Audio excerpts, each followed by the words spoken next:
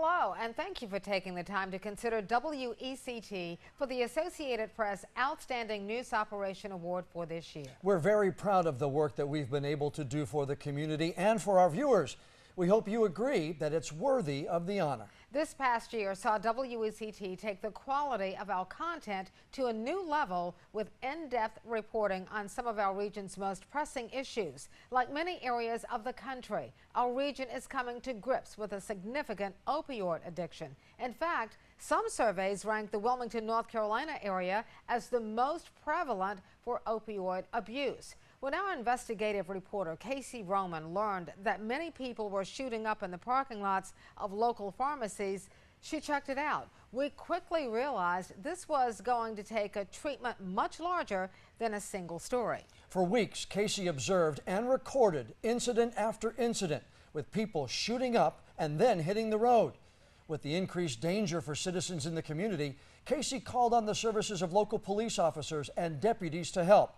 The results of her investigation turned into a half-hour documentary and nearly double the amount of viewers in that non-traditional news time period of 7 o'clock. We followed it with a live half-hour town hall interviewing the stakeholders about the heroin epidemic. On that program, local law enforcement announced the creation of a joint task force set on working to combat the issue. Certain spots in cars that they would not expect police to search. I got it. We're finding used needles, caps to needles. We're finding used heroin bags. It's a never-ending cycle. I myself have been stuck about 15 years ago. I was searching underneath the seat of a car. When I brought my arm out, it was actually hanging from my forearm.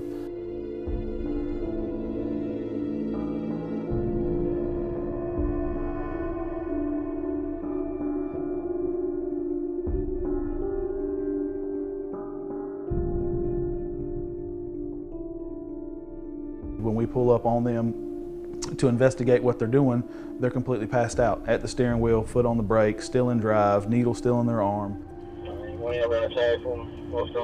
And then we've also had people that have shot up bags of heroin, and before we could get to them to stop them from getting on the road, have got on the road and driven perfectly fine and normal.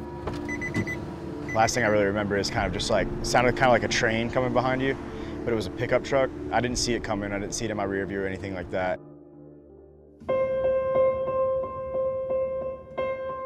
A witness had seen them nodding off in the Walmart parking lot.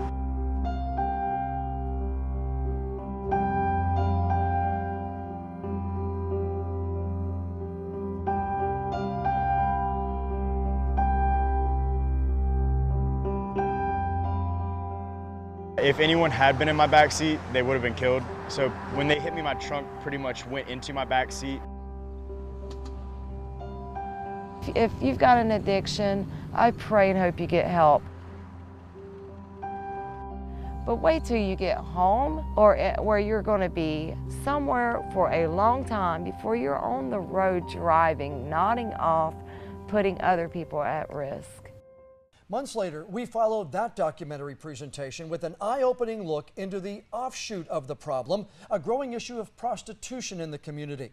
Once again, our investigative reporter Casey Roman forged relationships with people involved in the area and learned their personal stories. We focused on potential solutions for our region, what we were not doing that others were doing, and the growing problem of human trafficking in our community. A special screening of this documentary at a local community college included a community discussion on how to help some of the most vulnerable members of our community. This particular guy didn't want me in the room, and for him to lock the door and it be a one-on-one with her, I had no idea what was going on. No, it ain't. Open the door.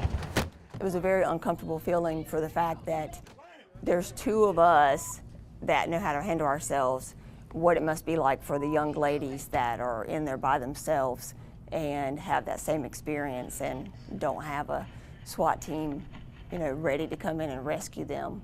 Wouldn't walk. I've told you 2 times, let's go. And men like Wayne Ayers, who recognized the undercover agent because they had once worked together. He still put money down You want me to lay some money on the counter? On the counter. Okay. And still asked for services. Hands up. Put your hands up in there. Hands up. Put them up. Okay. I'm a lonely guy, and so I'm not thinking. Brunswick County Sheriff's Office gave him some time to think about it in jail. And everyone at the operation was baffled how the recently retired deputy director of the North Carolina Justice Academy had not had better judgment. But buying a prostitute does not discriminate. Many people have a soft spot for animals, and that includes the cats and dogs that fill our shelters. In the last year, our news operation began a relationship with a project called Clear the Shelters. We partnered with several local adoption agencies to tell their story and spread the word of making a lifelong commitment for a forever friend. We take a closer look at two Wilmington groups trying to care for the ever-growing cat population. Heather Setzler went into a foster home and met the Kennedy kitties. Hi, guys. Say hello to John, Bobby, Joseph. And down there we have Jackie O. These 4-week-old kittens play, eat, and wait to be adopted in this special room inside Justin Mills' home. He is a co-founder of All 4 Cats, and he's a foster dad. What's wrong, little one? He looks after these little balls of fur until they're old enough to go to new homes. By the time they become adoptable, I know everything about their personality. What are you doing? You can tell this one's a little more reticent, a little shyer. She is incredibly outgoing, as you can see there. We can match someone with exactly what they're looking for. After spending only about an hour with these little guys, it was hard not to want to take all of them home. So how do you become a foster parent? It's really as simple as just having the desire to be a foster and having, the space to be one. You can foster from one cat to a litter of kittens. It doesn't really cost you anything because, the rescue provides the food, the litter, the supplies. It's just mostly opening up your home to these guys. And opening up your heart. Those kitten eyes, man.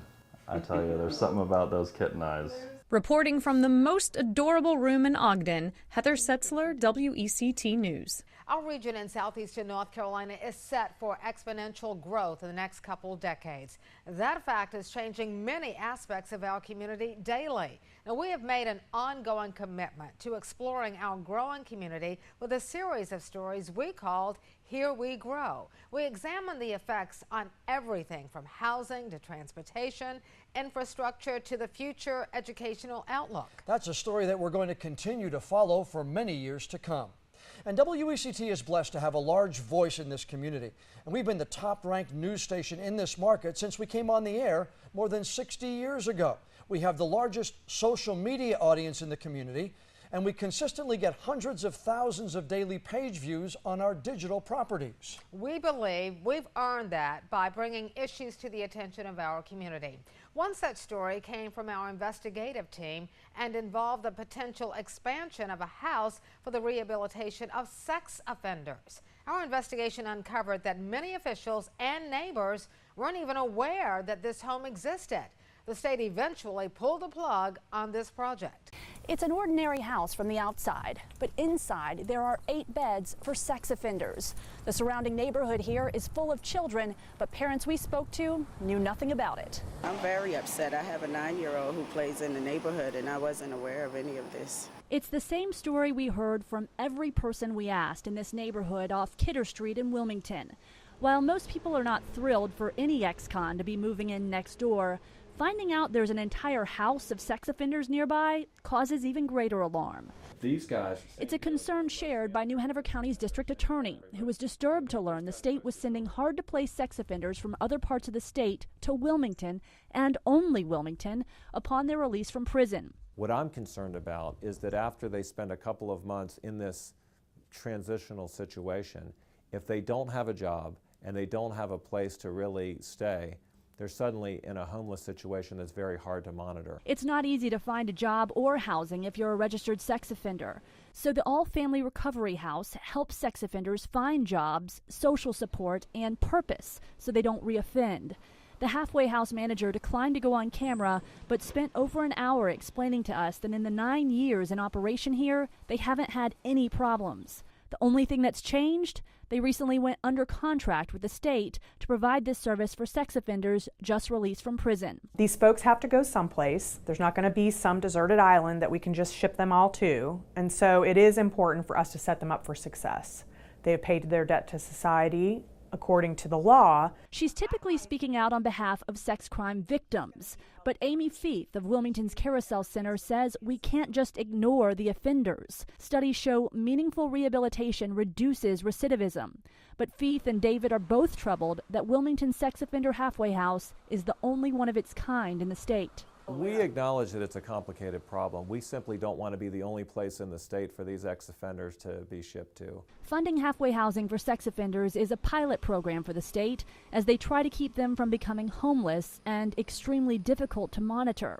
There used to be 2 state-funded housing programs, ours and another in Charlotte. But recent media coverage in Charlotte prompted such public outcry there that its facility was shut down. It's not surprising that a house full of sex offenders concerns the neighbors, but Feith says there are hundreds of other registered sex offenders living in neighborhoods all around us. If we are vilifying them and not giving them a meaningful way to manage and reintegrate and be successful, then they are constantly going to be a drain on the community, and they're constantly going to be living under the bridge or have a substance use habit or continue to reoffend because they don't have any meaningful support to be able to do anything else. One of the district attorney's biggest concerns was that sex offenders from other parts of the state were being sent to Wilmington upon their release and would make this city their home. In many cases, that is happening. Reporting in Wilmington, Ann McAdams, WECT News. Now, the Carolinas saw flooding damage unlike any other modern times in the past year. Our community was largely spared, but we still had several areas that did suffer.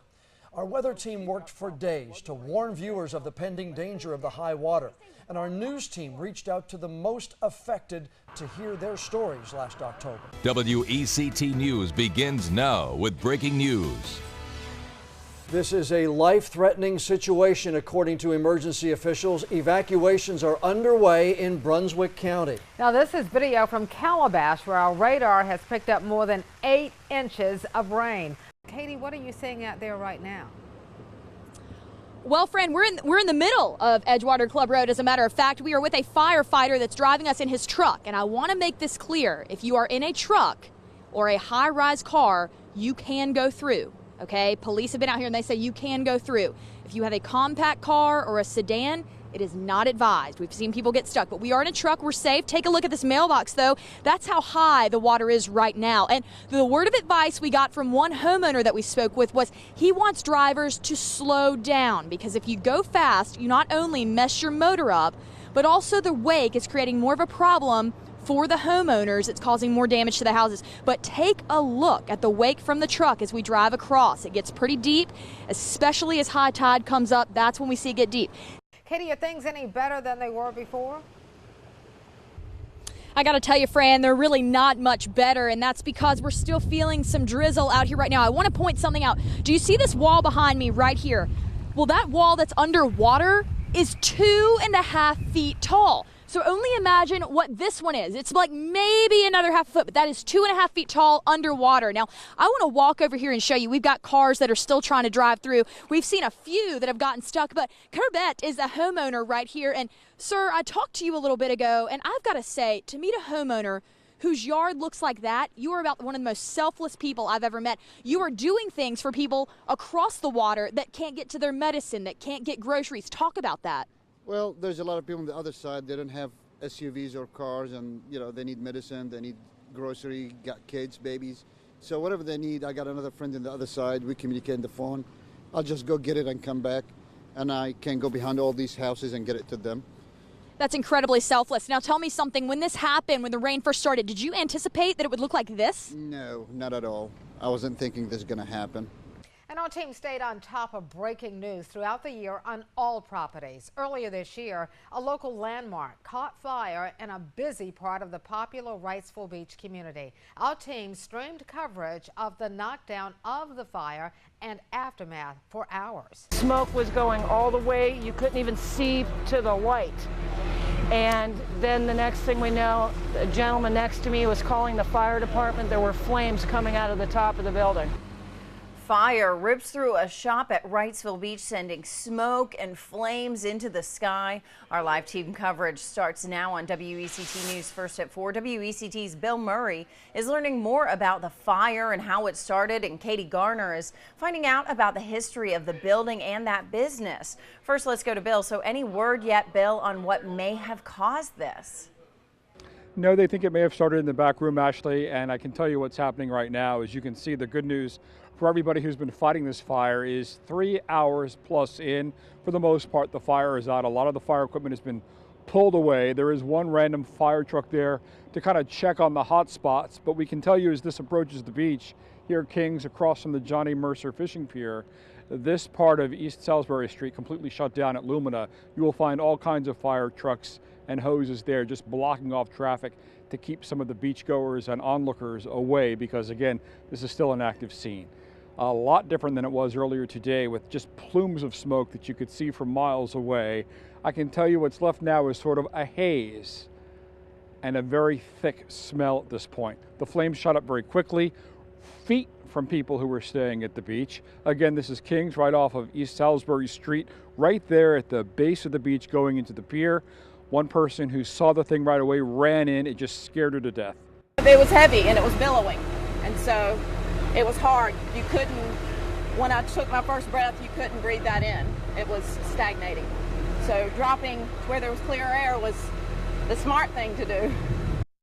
She made it out helping other people. You know, I talked to the police chief earlier today. He said SBI called in just as a precaution. There is an agent who lives close by and was given a heads up just as an arson investigation as this continues. But as of right now, according to the chief, this does not appear suspicious. Reporting live in Wrightsville Beach, Bill Murray, WECT News. When the UNCW men's basketball team made a return visit to the NCAA tournament, WECT was the only local station to follow the team up north as they face the Duke Blue Devils. Good afternoon from a sunny but chilly Providence, Rhode Island. The UNCW men's basketball team in the NCAA tournament for the first time in 10 years. Seahawks battle the Duke Blue Devils coming up at 12:15 at the Dunkin' Donuts Center right here in Providence, Rhode Island. The Seahawks and Blue Devils have met just once before. That came back in 1982. Blue Devils coming away with an overtime victory. We'll see if the second time is the charm for the Seahawks and see if they have the luck of the Irish. I expected this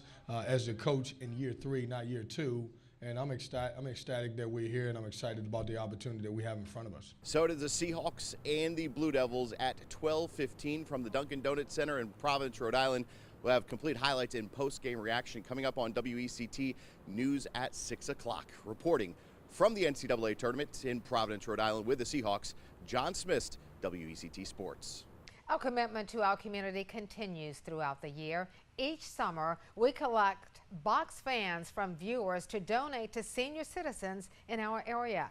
France Fans seems to grow each year, with viewers meeting us at the drop-off location to make their donation. It is incredible. Look, the pallet is taller than I am. All of these fans have actually been sold. And can I tell you, we talked with you at 5 o'clock. We were close to 100. We are now at close to 150 fans sold here at the Leland Walmart. And these folks have just purchased a fan. And I was talking with them earlier, and they said they're so happy that we're here in Brunswick County. First of all, give me your name. Marie. And your name? Jamie. And so you said you were glad that we came here. Oh yes, because by the time we got over the bridge to Monkey Junction, you wouldn't be there. So we're glad that y'all came to Leland this year. Well, thank you very much, and thank you for donating fans, because you know how hot it is. Yes. Thanks for what you do. Very nice. Everything. Well, we really appreciate that. Thank you so much. Every holiday season, we collect toys and bicycles from the community and donate them to the Salvation Army Toy Drive. That's been a tradition for many years now, and we're always blown away by the reaction from people in our community. I remember getting my first bike. I was 9, and it was a bright pink bike, and I loved it forever. And so I wanted to give that to a kid this Christmas.